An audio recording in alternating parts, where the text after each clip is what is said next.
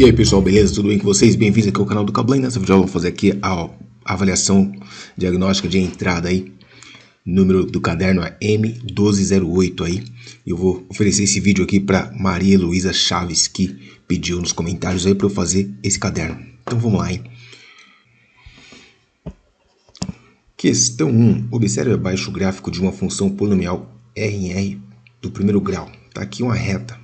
A lei de formação dessa função f é... Então vamos lá. A lei de formação de uma função do primeiro grau, ela tem esse jeito aqui, ó. Coeficiente angular, que multiplica o x, mais o coeficiente linear, que é onde a reta cruza o eixo y. Então já dá para ver aqui pelo gráfico que a reta cruzou o eixo y no 4. Ou seja, o coeficiente linear é igual a 4. Então, nossa tarefa aqui é identificar o valor de A, que é o coeficiente angular. Poderíamos fazer aqui de várias formas, tá? Uma delas aqui é calcular a tangente desse ângulo aqui. Outra estratégia poderia ser utilizar um desses dois pontos aqui para descobrir, né? No caso aqui, utilizar esse ponto aqui, ó. Chamar esse ponto de ponto A. É menos 2 para x, 0 para y. E substituir aqui na equação. Vamos reescrever a equação. Nós temos f de x, que é igual a ax mais 4, que é o valor do b. Então, aqui substituindo nessa equação esse ponto aqui, ó, nós temos que a função vai ser igual a 0 quando o x for igual a menos 2. Então, menos 2a mais 4 é igual a 0. Continuando aqui desse lado aqui, ó, o menos 2a passa para o primeiro membro, fica positivo. E aqui é igual a 4. Portanto, o a é igual a 4 dividido por 2. Né? O 2 estava multiplicando, passa dividindo. Nós temos um a igual a 2. Descobrimos o a e temos o b. Reescrevemos a nossa função. F de x vai ser igual a, que multiplica x, mais o b, que é o 4. Essa alternativa aí, que você vai encontrar essa resposta na C. 2. Observe uma sequência de figuras construída a partir de determinado padrão geométrico. Então tá aqui, ó, as figurinhas aí, bacana. Então na figura 1 você tem aqui, vamos ver o que está perguntando aqui, ó. A expressão algébrica que determina a quantidade de triângulos cinza compõe cada figura em função da posição n em que essa figura ocupa. Essa sequência é... Então o segredo aqui é descobrir o padrão, tá? Então perceba, ó, nós temos uma figura cinza na figura 1. 1, 2, 3, 4, 5, 6 figuras, 6 na figura 2. Aqui nós temos 6, 7, 8, 9, 10, 11, 12, 13, 14, 15. Aqui nós temos 15, né? Porque é igual, tá vendo? É igual a outra. Então é só contar o que tem a mais. 15, 16, 17, 18, 19, 20, 21, 22, 23, 24, 25, 26, 27, 28, 28. E aqui, ó, daqui pra cá aumentou quanto? 5, concorda? Daqui pra cá aumentou quanto? Aumentou 9. E daqui pra cá? Aumentou 13, não é isso? Não, 13 não, peraí. Aqui é 13. Certo? Então perceba que a taxa está aumentando aqui, ó, de maneira que aqui está de 4 em 4. Então a taxa de crescimento, como que eu posso dizer? A taxa de crescimento não é constante, mas ela cresce de maneira constante. A taxa cresce de maneira constante. Nesse caso aqui, né? Aumentou 4, aqui aumentou 4. Bom, então vamos lá. Percebeu aí que não é uma função linear, também não é exponencial, porque se fosse exponencial teria assim, né? Por exemplo, o dobro, o triplo, mas não é isso que está acontecendo. Então, o outro caso que nós conhecemos, né? A não ser funções cíclicas, que são coisa que se repete, que não é o caso aqui, nós utilizaremos a função polinomial do segundo grau. Então, ó, lembrando, né? A função polinomial do segundo grau, vou chamar aqui de t. Aliás, vou colocar aqui a função normal. O y é igual a 1a que multiplica o x ao quadrado, mais um b que multiplica o x, mais o c, tá? Esse é o nosso modelo. Deixa eu baixar um pouco a tela aqui. Então, esse aqui é o nosso modelo, tá? De função que a gente vai usar. O que acontece? Se não tiver figura, não tem triângulo. Portanto, nós temos aqui o ponto 0, 0. Quando n for 0, a quantidade de triângulos vai ser 0 também. Só para contextualizar aqui, ó, vamos colocar aqui t em função de n, tá? quantidade de triângulos em função de n vai ser A, que multiplica n ao quadrado, mais um B, que multiplica o n, mais o C. Lembrando que o C é igual a zero, porque quando não tem figura, não tem triângulo. Então já temos aqui que o C é igual a zero. Agora precisamos descobrir quanto que é o A, quanto que é o B, para a gente escrever a nossa expressão algébrica. Para isso nós vamos usar qualquer um desses pontos aqui, ó. Então nós temos novamente a função t em função de n vai ser a que multiplica n ao quadrado mais bn, tá? Porque o termo c aqui, ó, é igual a zero. Substituindo, pegando esse primeiro ponto aqui, nós temos assim, ó, o número de triângulos vai ser igual a 1 quando n for igual a 1. Então, uma vezes a dá a, mais uma vez b, que é b. Portanto, a em função de b é igual a b 1 menos b. Né? Só isolei o a aqui. Então, já sabemos que o a é 1 menos b. Agora, vamos utilizar um outro ponto aqui, ó. O número de triângulos vai ser igual a 6 quando o x for 2. Então, nós temos a, que multiplica x ao quadrado, 2 ao quadrado dá 4, menos 2b. Substituindo o a por a em função de b, nós temos 4, que multiplica 1 menos b. 1 menos b, menos 2b. Aliás, menos 2b não, mais, né? Que é mais 2b.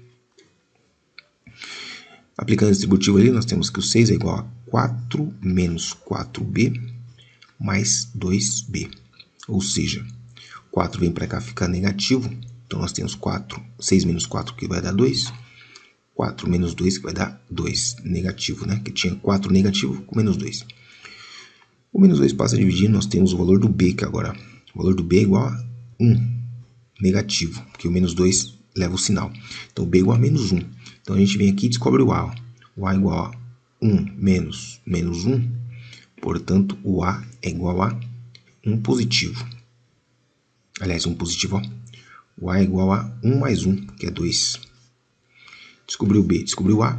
Nós vamos lá e escrevemos a nossa expressão. T em função de n vai ser igual a, que é 2, que multiplica n ao quadrado, menos n. Aí você testa aí essa expressão e vai dar certinho a quantidade de triângulos cinzas. Você vai encontrar isso aí na alternativa E. 2n ao quadrado menos n. Certo? Se você não soubesse, não tivesse essa linha de raciocínio, o que você ia fazer? Você ia testar todas. Só que nesse caso você ia ter o azar de que a única que serviria está na última opção. Então você perderia um tempo talvez maior do que esse que a gente perdeu, que a gente demorou para fazer a questão, certo? Ricardo trabalha em uma fábrica de joias, deseja produzir um pingente com o formato de um polígono regular. A figura abaixo apresenta o formato desse polígono. Está aqui, ó, polígono regular. Que polígono é esse? 1, 2, 3, 4, 5, 6. Hexágono. Para produzir esse pingente, Ricardo precisa inserir em uma máquina a medida da soma dos ângulos internos do polígono, para que ela possa cortar de uma chapa metálica o pingente com o formato desejado. Qual deve ser a medida inserida por Ricardo nessa máquina para construir esse pingente? Então, a soma dos ângulos internos de um polígono é a seguinte. Vou chamar de SI. Soma dos ângulos internos vai ser sempre número de lados menos 2 vezes 180 graus. Bom, aqui tem 6 lados, então a soma dos ângulos internos é igual a 6 menos 2, que multiplica 180 graus. Continuando a conta aqui embaixo, nós temos que o ângulo interno na soma vai ser 4 vezes 180 graus. 180 graus mais 180 graus dá 360 graus. Então, 4 vezes 180 graus vai dar 720 graus, tá? Então, a soma dos ângulos internos aí desse triângulo aí é 720 graus. E faz sentido, né? Porque o ângulo interno dele é 120. Então, se eu te pegar o 720 e dividir por 6, vai dar 120.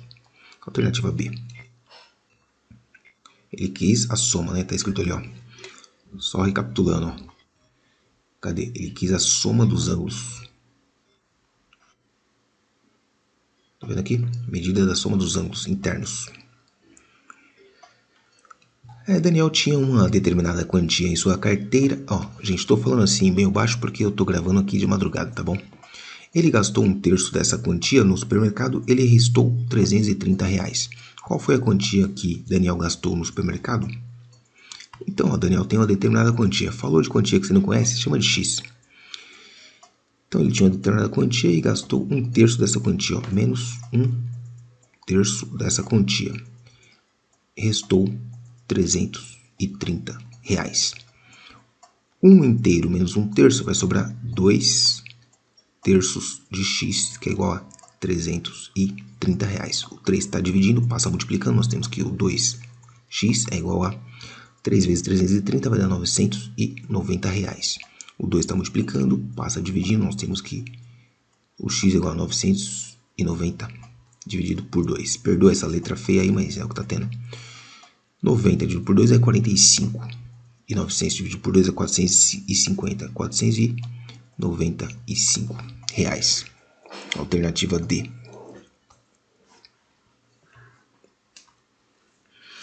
5. Observe o gráfico da função. Essa função aqui é representada abaixo. Então está aí representada abaixo.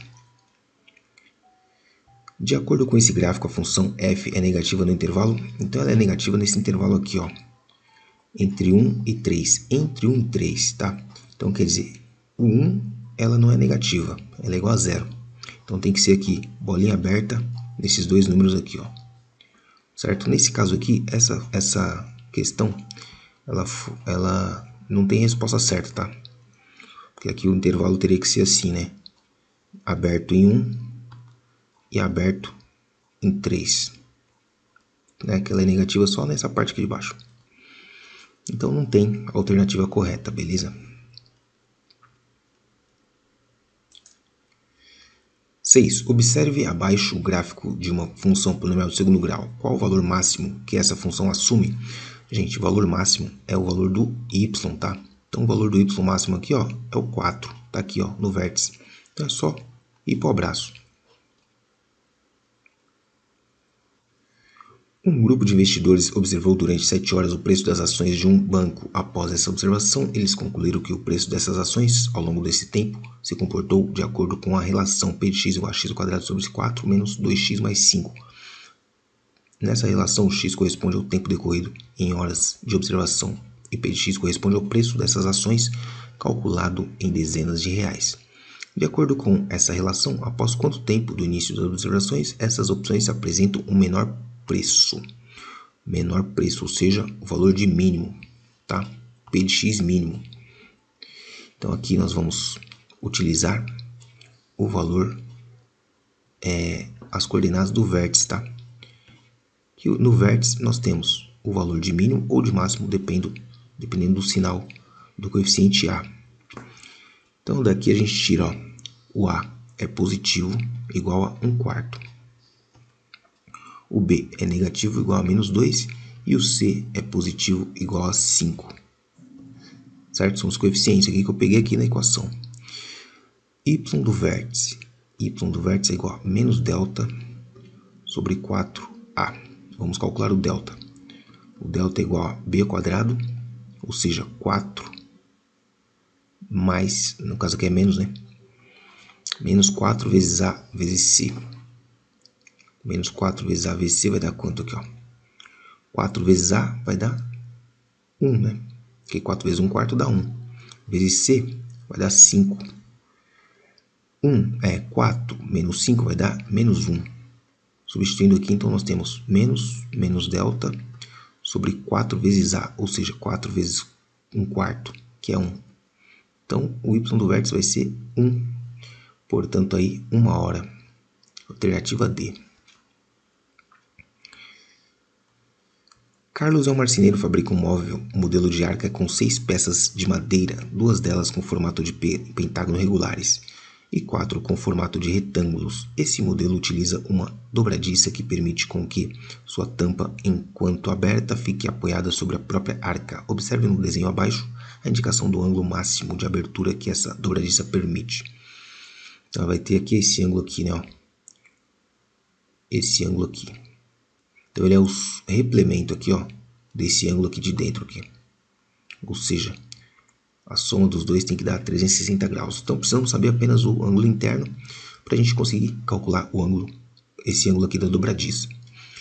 Então nós já vimos lá que a soma dos ângulos internos é igual a número de lados menos 2 vezes 180, correto?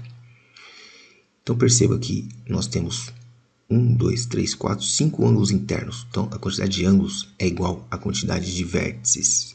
Então se eu quero saber apenas um ângulo interno, eu vou pegar essa medida ali, ó, n menos 2 vezes 180 e dividir por n.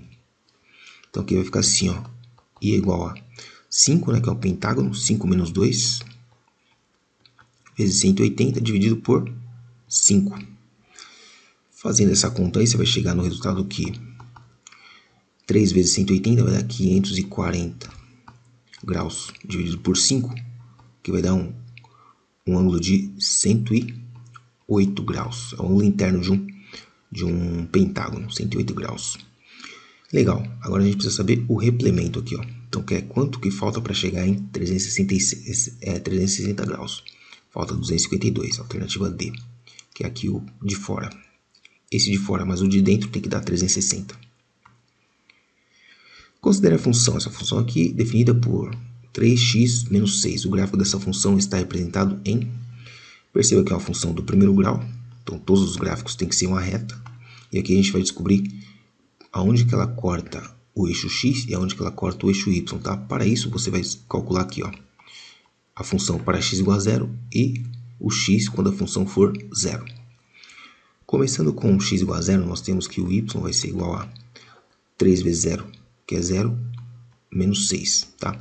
Então, nós já temos um ponto aqui. Você pode chamar esse ponto aqui de ponto A, ou nem precisa dar nome, só para saber, né?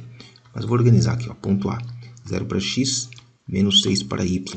Então, já descarta esse aqui, ó, tem que passar pelo menos 6. Também descarta esse daqui, ó. Tem que passar pelo menos 6, tá? Ficamos com essas duas aqui. Com essas três, na verdade. Agora vamos calcular o outro ponto quando o y for 0. Então nós temos aqui, ó, 0 é igual a 3x menos 6. Passa o 6 para lá, ficou 6 igual a 3x. 3 passa a dividir, nós temos que o x é igual a 6 dividido por 3 dá 2. Então nós temos o ponto B, que vai ser 2, 0. E o único que passa no 2, 0 aqui, ó, 2, 0 é esse, tá vendo? Passa no 2, 0 e no 0, menos 6, alternativa A. A de baixo, ó, ela passa no 3, 0, tá vendo? Essa outra aqui passa no... Essa aqui não é. Essa aqui passa no 0, 0.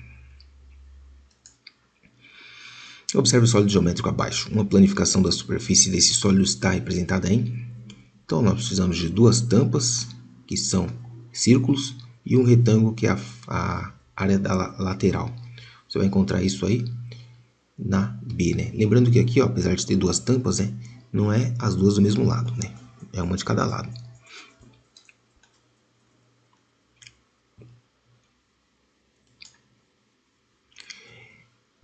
Em um parque aquático, a altura h em metros das ondas artificiais de uma piscina em relação ao nível da água se relaciona com o tempo t em segundos através de uma função, essa aqui, ó, reais positivos nesse intervalo entre menos meio e meio.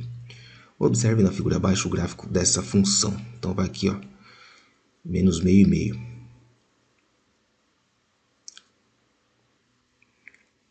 Bom, qual é a lei de formação dessa função? Se você lembrar aqui, ó, essa função aqui é a função seno. Por que eu sei que é a função seno? Porque ela tem o ponto 0, 0, certo? Quando x é 0, o seno é 0. Se fosse cosseno, quando x fosse 0, aqui teria que dar 1, então ela teria que partir lá por cima. Mas perceba que ela não está transladada, mas ela está achatada. Significa que ela foi mexida na amplitude, tá? Mexemos na amplitude. Deixa eu ver aqui, ó. Que o correto é ela passar lá pelo 1, tá? Então ela está passando aqui pelo 1/4. Significa que nós temos aqui 1/4 vezes a função seno. Agora precisamos ver se aqui, ó, quanto que é o período aqui, ó. Ó, o período normalzinho, uma volta completa, 2π.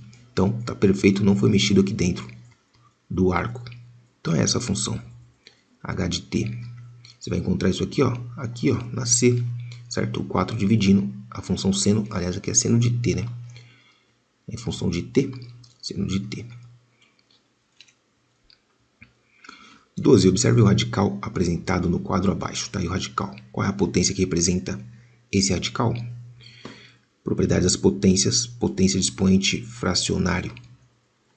Você consegue escrever em forma de radical, mantendo aqui a base no radicando. O expoente aqui vira índice, né? O denominador vira índice e o numerador vira o expoente. Comparando com aquilo lá, ó, a gente tem aqui 10 sétimos na raiz cúbica. Então, a base é o 10, o m é o 7 e o n é o 3. Então, ficou 10 elevado a 7 terços. Está aqui, ó, letra D. Considere a função logarítmica f, cuja lei de formação é f de x igual a menos log de x na base 2. Qual é o conjunto imagem dessa função?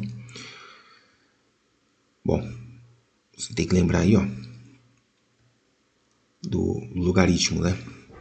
F de x na base 2. Então, vamos chutar alguns valores para x, valores que a gente conhece, tá? Então, por exemplo, log, deixa eu ver aqui, x igual a 1. Então, quando o x for igual a 1, o y vai ser igual a 0, né? Porque todo número elevado a 0 é igual a 1. Então, nós temos aqui, ó, 2 elevado a y. Pra você entender, eu vou fazer assim, ó, 2 elevado a x, f de x tem que dar x. Ou, em outras palavras, 2 elevado a y tem que dar o x, tá? Então, como que a gente faz o gráfico dessa função aqui, ó? Lembrando que aqui é negativo, né? Então, você pode passar esse sinal de negativo para cá. Ou, pode ser, vou colocar aqui, ó, negativo aqui, tá? Então, significa que é meio elevado a y, que é igual a x. Beleza? Então, você vai chutar valores aqui, ó, pro y, na verdade, né? Então, chutando o valor pro y, você vai ter um x igual a 1. Né? Então, você vai ter o ponto aqui, ó, 0 para y, 1 para x. Aqui, na verdade, o que a gente tem que entender aqui é que nunca vai ser um valor negativo aqui, ó. Nunca vai ter valor negativo no... Ele quer a imagem, né? Ele quer a imagem. Então, não existe valor negativo, ó. Não tem nenhum valor que a gente põe aqui em cima que vai dar um resultado negativo. Portanto, aqui só pode ser positivo, tá? E 0, pode ser possível dar um valor 0? Sim, a imagem pode ser 0. Então, pode ser aqui, ó, reais positivos, tá aqui, ó, letra D. Então, aqui você tem que entender de conjuntos numéricos, certo? E algumas propriedades aí, ó, das funções exponenciais e logarítmicas, né? Você transformou em exponencial, você consegue perceber claramente que não existe nenhum valor que você põe aqui no expoente que vai ter, que essa conta que vai dar um x negativo, tá?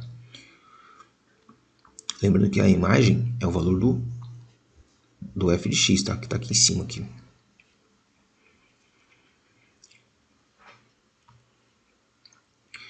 Observe os sistemas escalonados apresentado abaixo. Qual desses sistemas é de solução possível e indeterminada? Possível e indeterminada é quando tem... possível e indeterminada é quando admite apenas a solução trivial, tá?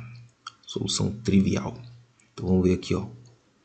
O único que tem a solução trivial aqui no caso, essa daqui, ó.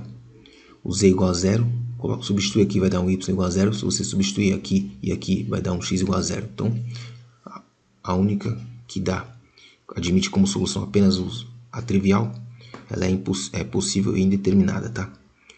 Questão aqui, alternativa 4. Observe a equação linear apresentada no quadro abaixo, tá aqui. Essa equação está graficamente apresentada em... Então, para você achar o gráfico dessa função aqui, é melhor você escrever ela nesse formato aqui, ó, isolado o y. Então, fica menos x mais 2. Aqui você já sabe que ela corta o eixo y no ponto, na ordenada 2, tá? E além disso, ela é decrescente, então ela é para baixo. Então, já elimina as crescentes, ó. Você tem aqui essa daqui crescente, essa daqui também crescente. Ficamos com 3 decrescentes. Essa aqui corta o eixo no 2, tá certo? Essa não corta. Então, ficamos entre a B e a C.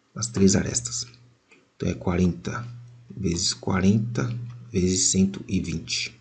Então nós temos aqui que o volume é igual a 1.600, que é 40 vezes 40, vezes 120. Vamos fazer essa conta aqui, ó. 12 vezes 16. 12 vezes 6 dá 12, vai 1. 2, 3, mais 16. Aqui é 2, 9, 1. Agora colocar os zeros, ó. 1, 2, 3 zeros. 1, 2, 3 zeros. 92.000. 92.000 92.000 menos, atenção, hein? Cada um deles, ó. Aqui cada um deles é 2.000. Então 192.000 menos 4.000, que é o volume dos dois juntos lá. Ou seja, isso aqui vai dar 188.000 centímetros cúbicos, alternativa D.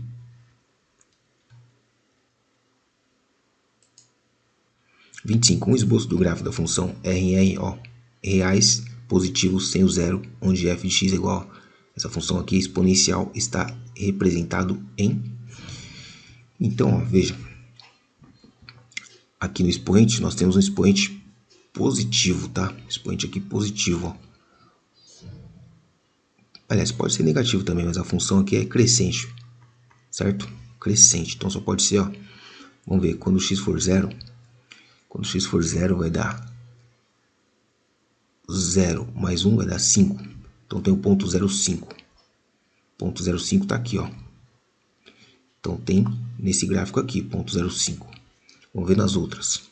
As outras são retas. Essa daqui é reta, não pode ser. Essa daqui também não pode ser, porque a função exponencial não é uma reta. E essa daqui é a função logarítmica, ó. Ela nem tem o ponto 0,5. Então não pode ser. Nos resta aqui essas duas, tá?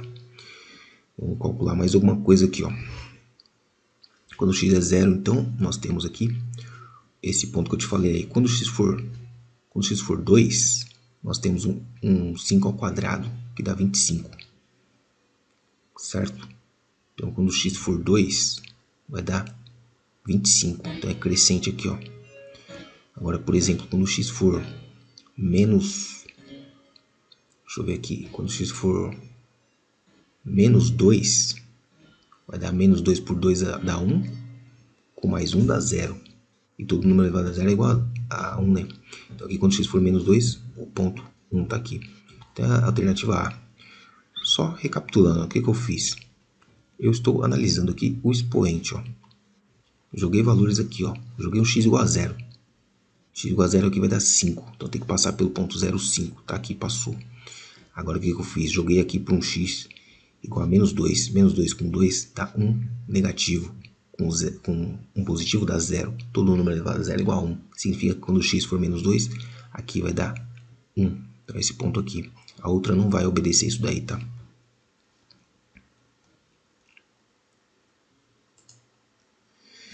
Observe a operação no quadro abaixo.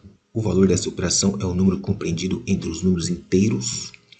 Bom, aqui é simples, não. Você tem lá 9 vezes 9 é 81, certo? Isso aqui é maior que 9 vezes 9. Aliás, é maior que 9, né? Porque 9 vezes 9 é 81. E ela é menor que 10, porque 10 vezes 10 é 100. Então esse número aqui está entre 9 e 10. Alternativa D. Beleza? Então, ó, aquelas questões lá que eu pulei, você dá uma olhadinha no vídeo que eu vou deixar aqui no card aqui, que lá você vai encontrar, beleza? Tamo junto, é nóis. Se inscreve no canal, ativa as notificações. Feliz aí pra todo mundo aí do terceiro ano. Tamo junto, é nóis. E aí, amiguinho, gostou do vídeo? Se você gostou, se você curtiu, quer aprender muito mais, se inscreve no canal, ativa as notificações e deixa o seu like. Também segue o professor lá no @procablan, tá certo? Ajuda o Pro. É nóis, tamo junto. Até a próxima.